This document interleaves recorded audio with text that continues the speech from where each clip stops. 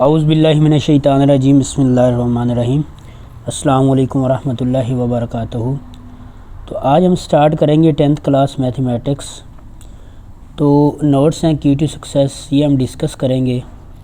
ये पिछले 3 साल से ये नोट्स बने हुए हैं और तकरीबन ये हर साल 50 से 60 नंबर तक इनमें से आ जाते हैं।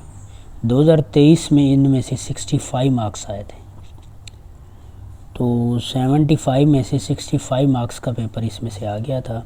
इसकी पीडीएफ भी अवेलेबल है, अगर किसी को चाहिए होगी तो वो कांटेक्ट करके वो पीडीएफ फाइल ले सकता है। आउटलाइंस क्या है इसमें? मोस्ट इम्पॉर्टेंट डेफिनेशंस करेंगे, शॉर्ट क्वेश्चन करेंगे, लॉन्ग क्वेश्चन करेंगे। एमसीक्यूज़ जो होंगे वो हम सारी की सारी रिव्यू एक्सरसाइज से ही करेंगे। तो स्टार्ट करते हैं हम अपना लेक्चर जी। तो ये है हमारे पास चैप्टर नंबर 1। सबसे पहले हम मोस्ट इम्पॉर्टेंट डेफिनेशंस करेंगे, फिर शॉर्ट क्वेश्चन की तरफ आएंगे, फिर चंद एक लॉन्ग क्वेश्चन भी करेंगे। पहली डेफिनेशन है हमारे पास define quadratic equation. Quadratic equation का दूसरा नाम सेकंड डिग्री इक्वेशन भी है। An equation which contain square of unknown variable but no higher power. कैसी इक्वेशन जिसमें वेरिएबल की जो पावर है वो 2 हो, स्क्वायर हो, लेकिन इससे ज़्यादा ना हो। फॉर एग्ज़ाम्पल अगर हम कोई इक्वेशन लेते हैं 3x² + 2x + 1 = 0, इसमें अगर देखेंगे तो x की जो मैक्सिमम पावर है वह 2 है। अगर 2 से ज़्यादा होती तो ये क्वाड्रेटिक नहीं होती। अब इसकी एग्जांपल में देखेंगे, एग्जांपल तो दे दी। अगर इसकी जनरल फॉर्म को देखा जाए तो वो जनरल फॉर्म है ax² + bx + c = 0।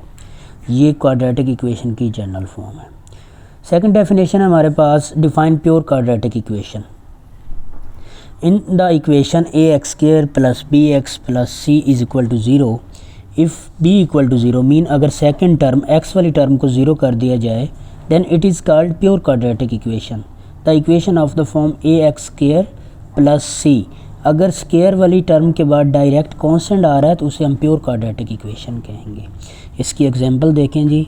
2x² + 3 direct constant आ गया, सेकंड डिग्री के बाद डायरेक्ट कांस्टेंट आ गया। क्या मतलब हुआ? जो लीनियर पावर b x वाली है उसको हमने 0 कर देना है।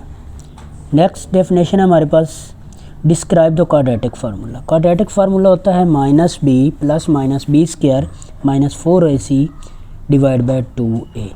और नीचे वाला कंडीशन है कि a should not equal to 0। अगर तो हम a को 0 लेते हैं तो ये अनडिफाइन हो जाएगा, पॉसिबल नहीं है फिर। और दूसरी बात ये है कि क्वाड्रेटिक इक्वेशन और ये जो क्वाड्रेटिक फार्मूला है ये किसके इक्वल होता है? क्वाड्रेटिक फार्मूला अगर तो जो इक्वेशन है वो x में आ रही है तो इधर हम लिखेंगे x = अगर इक्वेशन जो हमारे पास y में आ रही है तो हम लिखेंगे y = ये डिपेंड करता है कि हमारी जो क्वाड्रेटिक इक्वेशन है वो किस फॉर्म में है, किस वेरिएबल में आ रही है। नेक्स्ट डेफिनेशन है हमारे पास define exponential equation. Minor mistakes हो सकती हैं स्पेलिंग में। Define exponential equation an equation in which variable occur in the exponent form.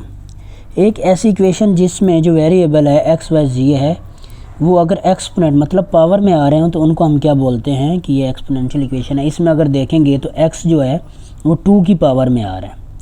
तो हमने ये देखना है कि जिसमें जो वेरिएबल हैं अगर वो किसी की पावर में आ रहे हैं तो एक्सपोनेंशियल इक्वेशन होंगे। नेक्स्ट डेफिनेशन हमारे पास define radical equation. An equation which involves expression under the radical sign. एक ऐसी इक्वेशन जिसमें जो एक्सप्रेशन है हमारी वो रेडिकल साइन के अंदर आ रही है x + 1। हमने ये देखना है कि ये स्क्वायर रूट के अंदर आ रही है। रेडिकल साइन स्क्वायर रूट को कहते हैं। तो स्क्वायर रूट के अंदर अगर हमारे पास कोई एक्सप्रेशन आ जाती है तो उसको हम बोलते हैं कि ये रेडिकल इक्वेशन है।